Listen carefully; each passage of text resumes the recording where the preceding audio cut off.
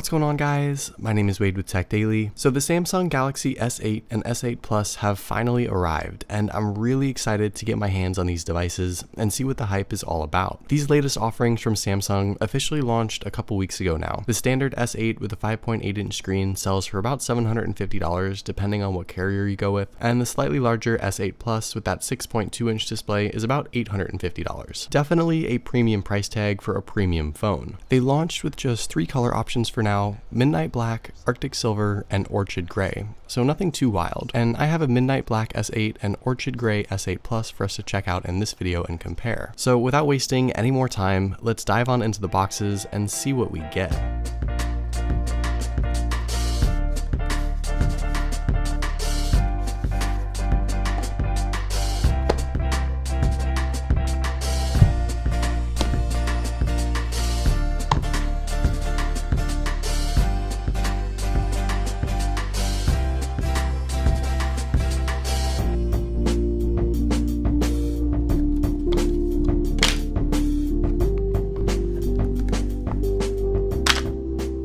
Along with the phones, inside the box Samsung offers a whole bunch of different accessories and items, some of the usual stuff we expect, and something a little unexpected. The first, of course, is the standard Samsung USB wall plug that offers adaptive fast charging to quickly recharge the battery of the phone. The S8 also finally made the leap to USB-C, so you do get a USB charging cable, and you can now throw away all your old micro USB cables. In addition to the cable, Samsung throws in 2 USB-C adapter tips, a USB-A to USB-C adapter, and a micro USB to USB-C adapter, so I guess you don't actually have to throw away all your old cables if you don't want to. The one nice surprise that was included was a pair of Harman Akg Headphones, supposedly valued at around $99. I'm personally really interested to try these out. They're supposed to be pretty good, and I'll make a dedicated video on them for sure, but it's definitely nice of Samsung to include something like this in the box. With all of the parts and pieces from inside the box out of the way, we can go ahead and peel back the plastic from both phones on the front and back and finally check them out. Right off the bat, it should come as no surprise, but these phones look and feel really nice. The first thing I personally notice most is their massive screens and crazy thin bezels. When you hold the phone, it really is like holding just a screen and nothing more, and that infinity display that Samsung advertises is no joke. The Super AMOLED display on the 5.8-inch S8 comes in at a resolution of 1440 by 2960 at 570 pixels per inch, and the 6.2-inch S8 Plus comes in at the same resolution and 529 pixels per inch, for a little better than a 2:1 aspect ratio on both devices. Both the front and back of the phones are covered in Corning Gorilla Glass 5 for a beautiful and smudge-attracting phone all around, and something that is obviously pretty delicate if you end up dropping it on a hard surface. You can see that both the Orchid Gray and Midnight Black attract and show fingerprints pretty easily, so there's no getting around that without a case or skin. The phones ship with Android 7.0 and a refreshed Samsung skin that honestly doesn't look half bad from a first glance, but I'll dive a little deeper into the software in my full review, and also hopefully be able to tell you a little more about Bixby, the new Samsung assistant that has been basically forced on all of us now and has had a pretty spotty launch thus far with a few kinks and issues. There's also the matter of that relocated fingerprint sensor around back, and just trying it out for the first few times, while it is slightly more difficult on the slightly larger S8 Plus, it's not terrible. It's something I can personally get used to, although I might have a little bigger hands than most people, and as far as a regular S8 goes, it's even a little easier to reach, so at least for me, I can't see it being a huge deal, and there are a bunch of other ways to unlock the phone like the iris scanner and facial recognition anyway. Like I mentioned, that beautiful AMOLED display is really one of the biggest selling points for this phone, and you can see that while Samsung may have dropped the edge variation in their phones, the curved glass still lives on in one form or another on the S8 and S8 Plus. You can certainly feel the sharp sides where the curve and back panel come together, and obviously this device has almost no bezel, which is great, but might cause some accidental touches, but I don't think it'll be a real issue. And as far as functionality is concerned, you still get all the same software features and tricks that utilize the edge of the display, similar to what we saw on the S7 Edge last year. So there you have it. These are the new Galaxy S8 and S8 Plus devices, and if you couldn't tell already, I'm really excited about them.